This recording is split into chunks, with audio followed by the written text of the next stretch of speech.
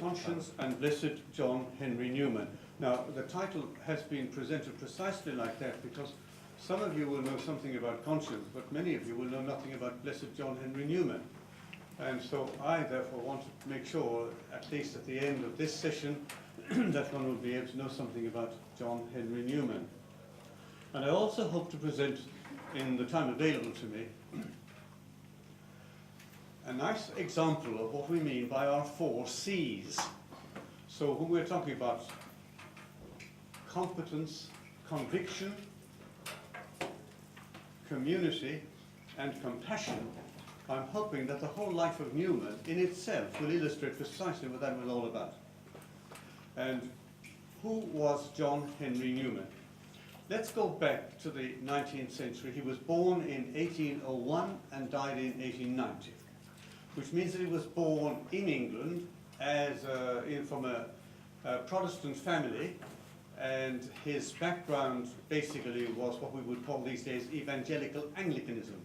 His father had been a banker who went broke, so he knew about being bankrupt and all of that.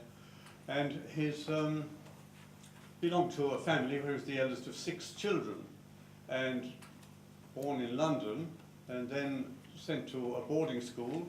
And when we say he was born in 1801, it's nice to remember that at the Battle of Waterloo, Newman was 14 years old. And right behind Newman, at this particular time, was the French Revolution, which had broken out in 1789. So it was to have an enormous influence, because the French Revolution had been the fruit of liberalism, namely liberty, equality, and fraternity, which was effectively putting an enormous question against the traditional notion of authority. And authority, the divine right of kings and all of that, was put massively in question by the French Revolution and articulated politically in a different mode because democracy was coming in. And the effect, of course, was that all of this would affect the church profoundly, which the church knew nothing about democracy, because it was against democracy, having been afraid of people in themselves thinking that they had the right to organize society when traditionally the divine right of kings made it possible for people to observe the traditional ordering of things. So when Newman was born, and he himself was born in what we call the old regime, he was brought up, of course, in an England that, having won the Battle of Waterloo, having now begun what was the development of the Industrial Revolution, having behind it the massive experience of what was the illumination, the Enlightenment, because the 18th century, that was where all of the major philosophical thinking took place. That is the time of people like Immanuel Kant and so on, where the whole idea, coming since Voltaire, was basically able to, as I said, put in question the traditional ways of thinking. So Newman himself, when he was born into this evangelical family, and then with his family having gone broke, he was sent to a little boarding school, and his background there, he was given a very good education, specializing ultimately in what we now call the classical languages, so that would be Latin and Greek. And so when eventually he went up to Oxford, he was a man who was completely and absolutely skilled in Latin and Greek and ancient history.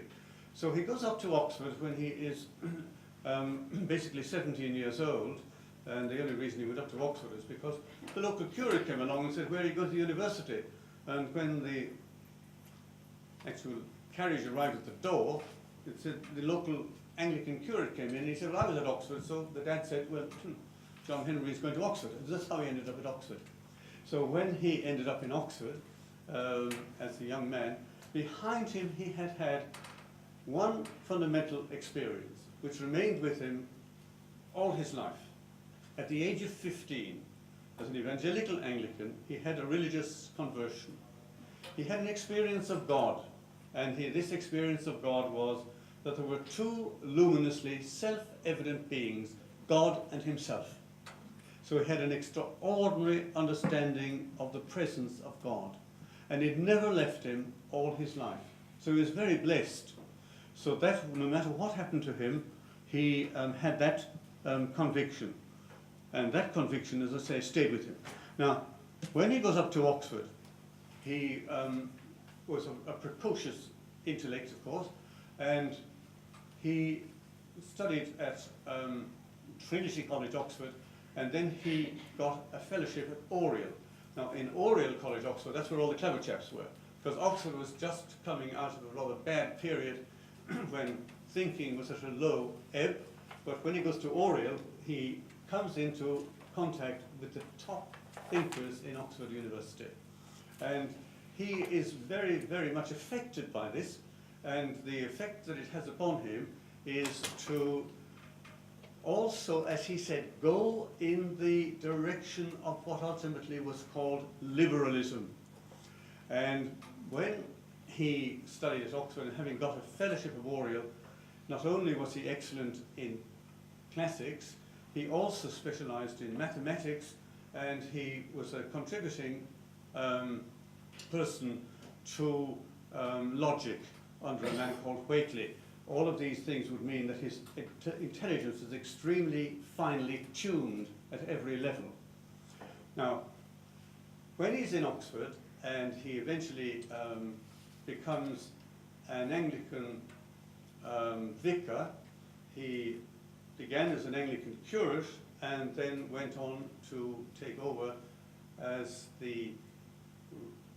basically the rector of the University College St. Mary's in Oxford, and that meant he had responsibility, which he took very seriously, for taking care of the meaning of the faith for the people who came to his sermons every Sunday in Oxford.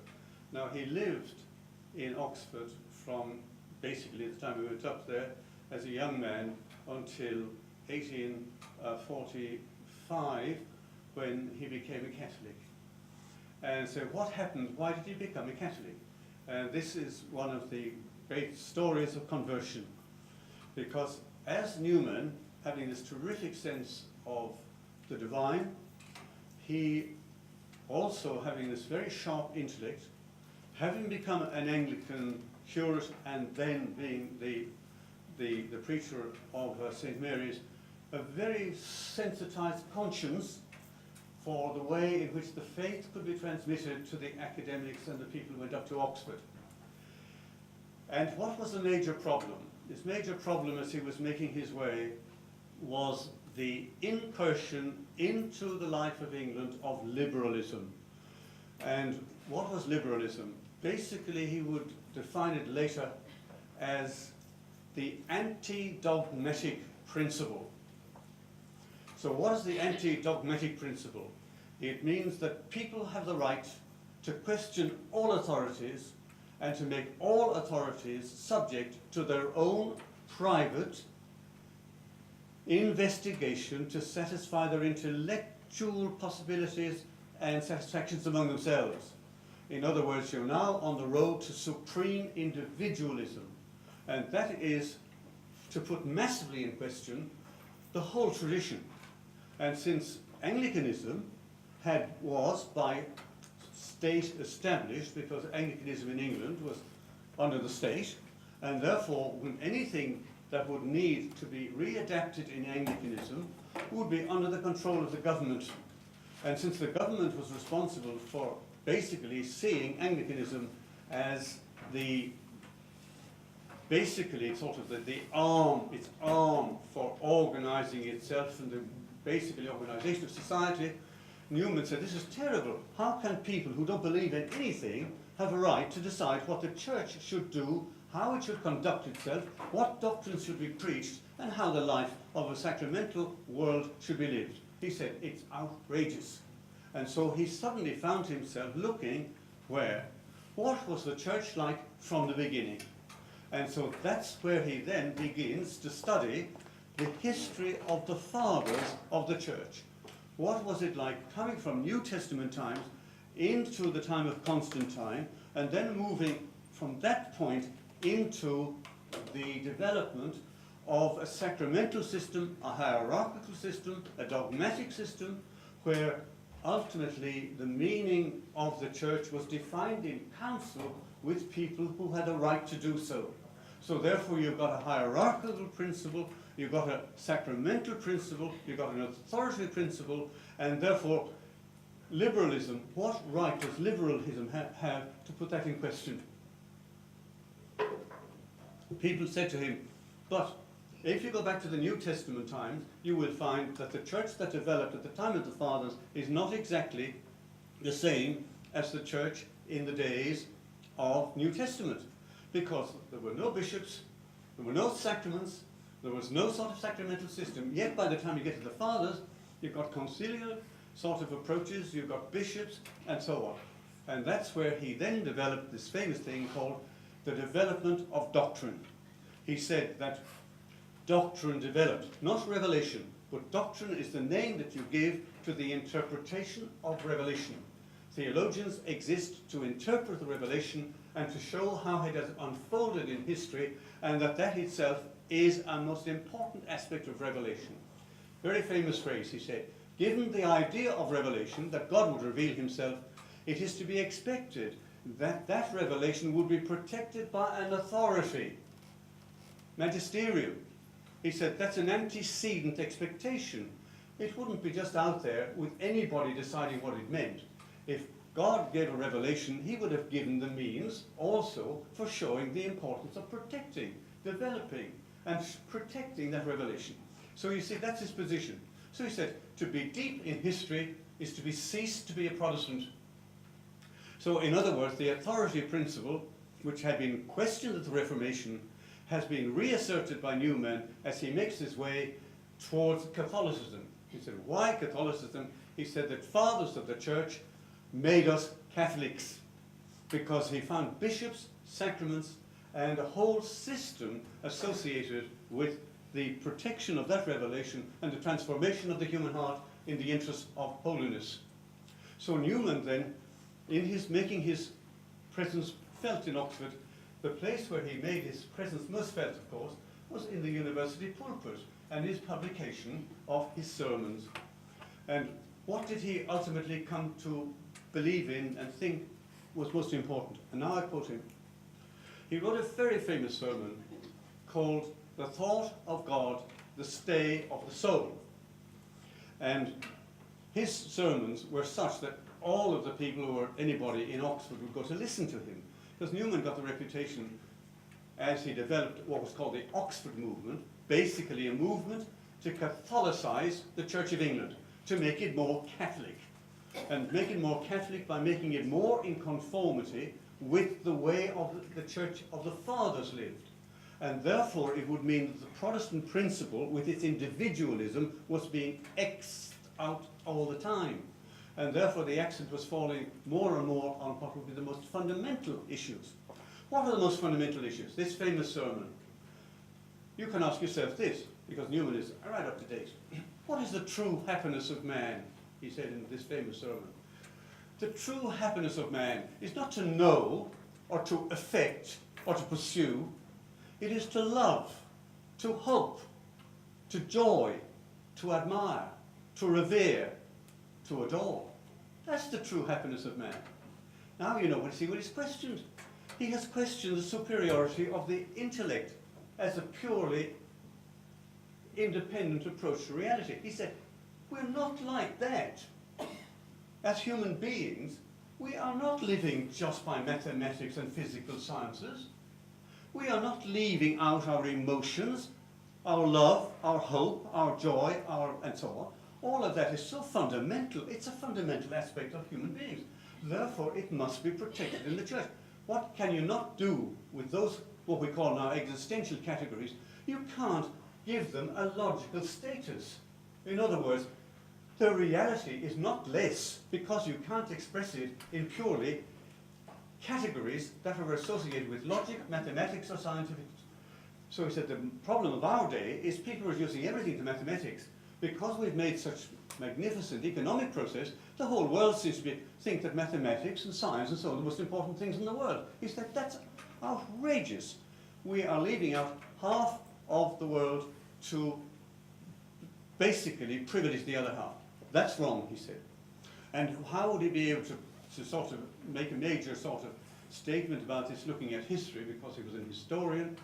He was saying, look back at the very famous crisis in the church in the 4th century, when that was when the Arian crisis took place.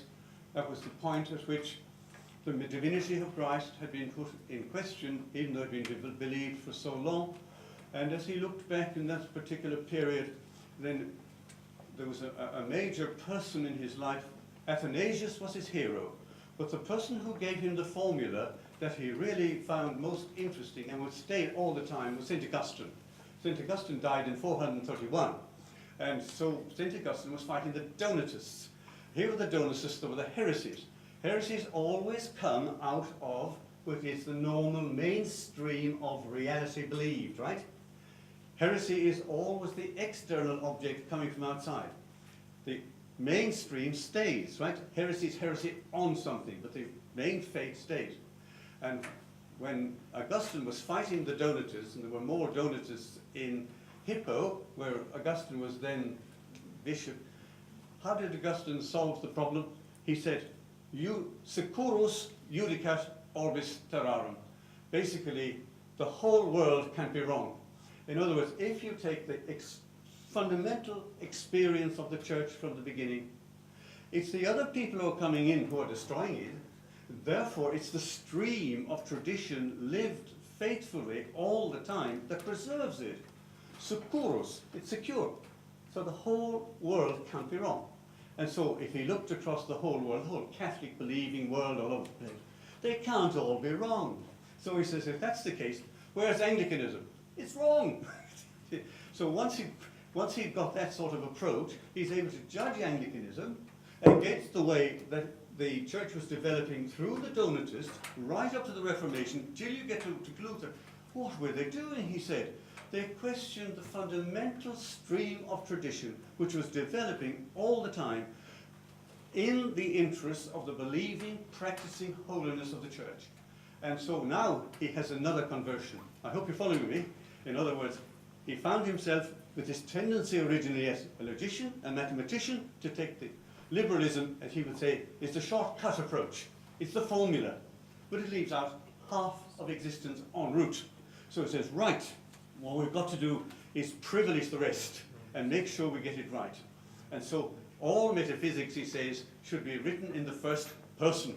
In other words, a person, a human being, therefore, must be at the heart of every aspect of existence. All you've got to ask is, put this simply, ask a woman about having a child. What's the most important in her life when she's having a baby? Well, she's not interested in formulas, is she? She's interested in the fundamental happy reality of bringing somebody into the world and say, but you've got too many children already. She said, who said? Who are you? What right do you have? Give me statistics. Well, what about me? Get the idea. In other words, he's saying you're taking the shortcut all the time. You're using the wrong approach. You've got to take it all. So in Newman, in 1845, he then became a Catholic. I hope I'm illustrating the fact about his conscience, right? How do you have a conscience? You're using your head and your heart. You're not using one, you're using it all. So as soon as he saw that Anglicanism was the way that it was, and that his role in Anglicanism seemed to be fomenting a church that was effectively not bringing salvation, therefore he said, I have got to find out what the truth is, and the truth might cost me everything, but that is conversion. So it's conversion of heart. So the conscience is the name that he would give, and everybody would give, to changing your position in the interest of what is true and good, when there is no alternative. But how would you know that your conscience is right? Securus judicat orbis terrarum. The whole church is with you. So he then joins the Roman Catholic Church. See, in other words, you can see the church wouldn't for him be something out there. No, it would be the lived experience of the faith, as he's making it all the way through all these situations. Using his head, using his heart, and so on. So that when Newman, he was received into the church in 1845 by Venerable Dominic Valgary, and when he comes into the church, he then comes here to Rome, and it cost him everything. His family wouldn't talk to him. The Church of England, of course, found him, he having been a major star, they have lost him, and then he would be vilified by them. But he said, this is what it costs. And he gave one very, well, he's a marvelous writer, by the way. I mean, they would certainly give him the Nobel Prize these days for his writings, but in those days they only gave Nobel Prizes, and eventually they did for making ammunitions. But however, when he left Anglicanism, his very last sermon, 29th of September 1843. And he was leaving Anglicanism, and the people who had adored him in his St. Mary's, and he was saying goodbye to them. And he preached his last sermon, and it was called The Parting of Friends, because he never lost them. They lost him. So he never ever took his distance from the people that he had left affectively, because he was always devoted to his foundational friendships. So on 29th of September 1843, in Littlemore, where he was now living, having left St. Mary's, a little group of people around him, and many of the people who had been listening to him Sunday by Sunday for the previous 10 years, marvellous example of a preacher, a man who's taking care of others. He preached this sermon, and I quote to you now what he said. If you have known someone whose lot it has been to read to you your wants and feelings, and comforted you by the very reading, or made you feel there's a higher life than this daily one, or a better world than that you know, or encouraged you, or sobered you, or opened a way to the inquiring, or soothed the perplexed, think of such a one in time to come, though you see him not, and pray for him, that in all things he may know God's will and have the strength to fulfill it. Took off his Anglican cloak, put it on the altar, and left Anglicanism forever. And I say, well, now that's what priesthood is all about, isn't it? Absolutely marvellous. Who has read to you your wants and feelings, and comforted you by the very reading, made you feel there's a higher life than this daily one, or a better world than that you see, or encouraged you, or sobered you, or opened a way to the inquiry, or soothed the perplexed. Wonderful. Absolutely wonderful. Conscience, I think. Competent, I think we'll agree he was very competent. Conviction, cost him everything. And community, around him, he had a little community. So his community in Littlemore, they came out here to Rome. Now he studies here in Rome. He found Rome very strange, as you can imagine, because, well, those of us who teach in Rome are very strange, you know. And so, and so he thought, what a funny lot they are. And his Italian was rather fractured, but of course his Latin was excellent. So he studied here for 2 years. But now what's he going to do with himself? And what he's going to do with himself, of course, is a bit like St. Augustine with his group. When St. Augustine became a convert in 386 AD, little group around him, and they're living down there in Propaganda Fide, you know, the Piazza di Spagna. That's where they went to school, you see. Imagine one of the best geniuses in the world going back to listen to some of the nonsense that he had to do with young people sitting there. You'll be happy to know, he said, the only thing I could do was fall asleep in class. Now wake up, you lot. so when he goes to decide what to do, he looked around to see what sort of congregation that would he like. Now believe it or not, because remember I said he has taken equal care of the head and the heart.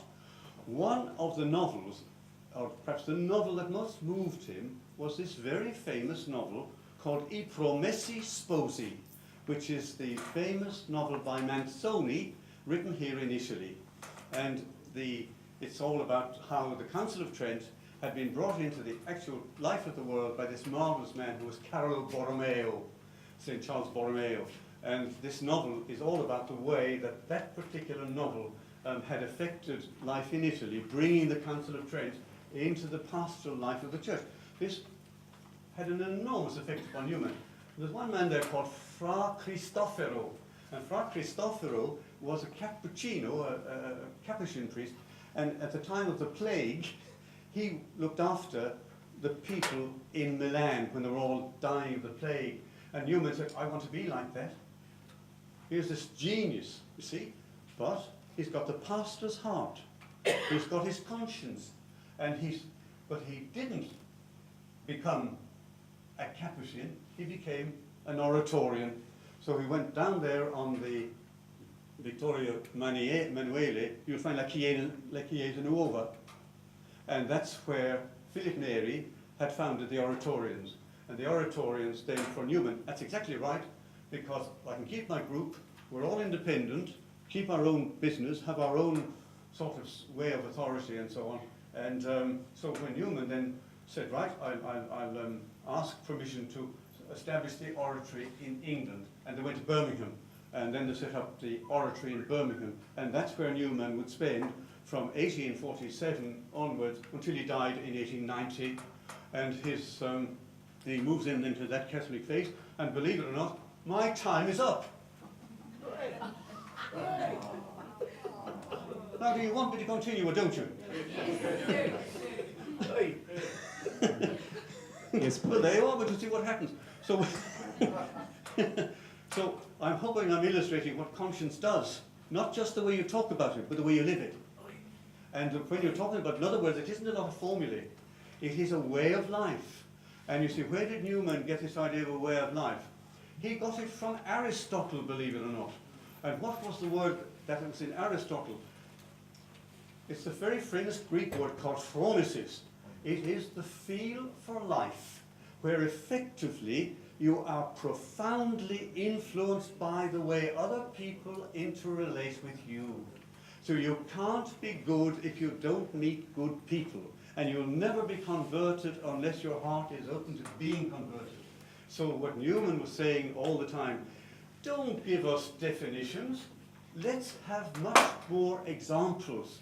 And if we have the examples of living are going to have this profound effect upon us, because we are therefore breathing and living every day that goodness which changes life.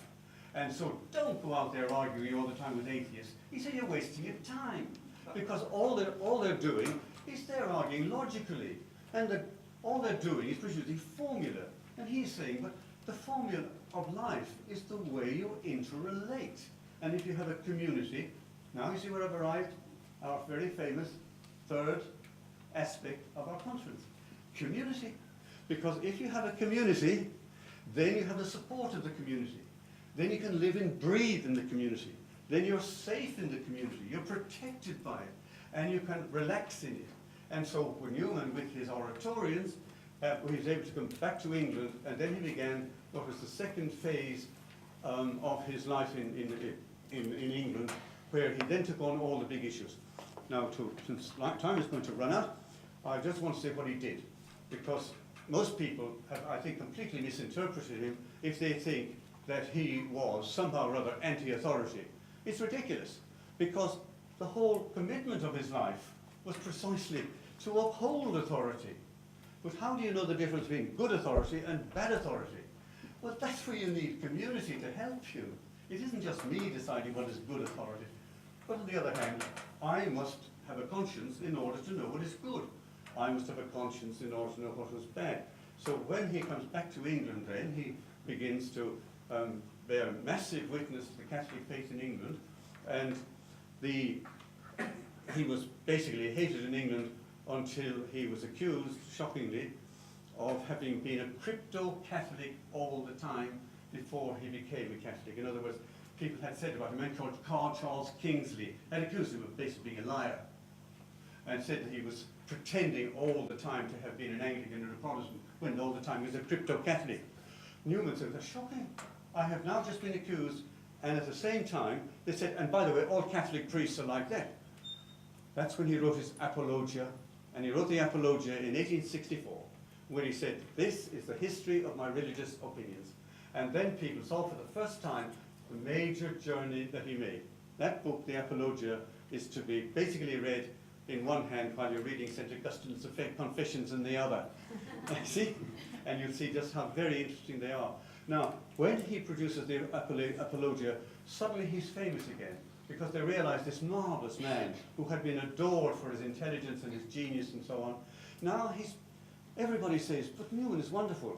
So here we are in the 1860s. What's the problem in the 1860s? It's liberalism, because this is the point at which we are now watching the intrusion into life of the democratic principle, where, well, by the time 1870 comes, then that's when Garibaldi moves in here to take over Rome. That's the point at which people are having great problems, because the Papal States were a major problem for Catholics. The Pope was going to lose the Papal States. He was going to leave the Quirinale over there. He was going to go into the Vatican, which is 108 acres.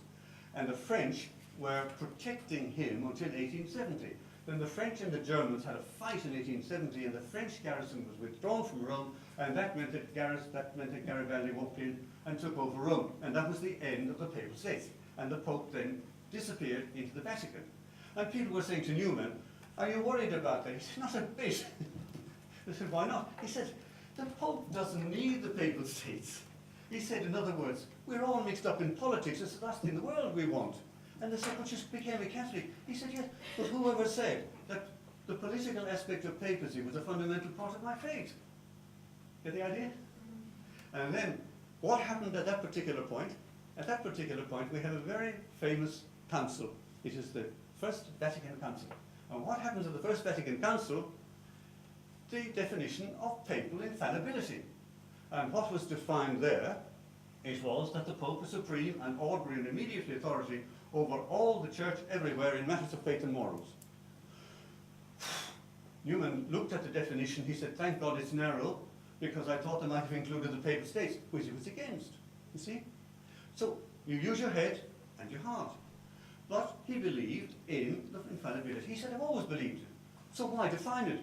All you're doing is giving people problems. The more definitions you make, the more problems you cause for people who have difficulty understanding them. Leave it alone. But the faction, as he called them, an insolent faction, they were responsible for the actual presentation of infallibility. Now, what's very interesting is that Newman then, he accepted it, of course. And when a man called Gladstone, who was then the Prime Minister in England, I've got to stop, don't I? Sorry, folks. Blowing the whistle. Anyway, I'll finish at this particular point. And I will really. I do really mean this. Newman wrote a very famous letter. It was a letter to the Duke of Norfolk. And he was showing that the papal infallibility had nothing to do with determining the political allegiance of Catholics. They were completely free in their conscience to decide their political orientations. And so he said, your conscience will allow you, without any difficulty, to follow what is right, because what is defined in papal infallibility does not go into that area. And that, of course, made it possible for Catholics to remain Catholics. And that was a major reply to Gladstone, who said, you can't have Catholics and good citizens because they will always be directed by the Pope. And Newman said, that's shocking. The Pope is associated with religious aspects, associated with faith and morals, and not with politics. Now I finish. This is what Newman said. And I finish off with, this is his famous greeting to people. May he protect you all the day long, till the shades lengthen and the evening comes, and the busy world is hushed and the fever of life is over and your work is done. Then in his mercy, may he grant you a safe lodging, a holy rest, and peace the last. Thank you.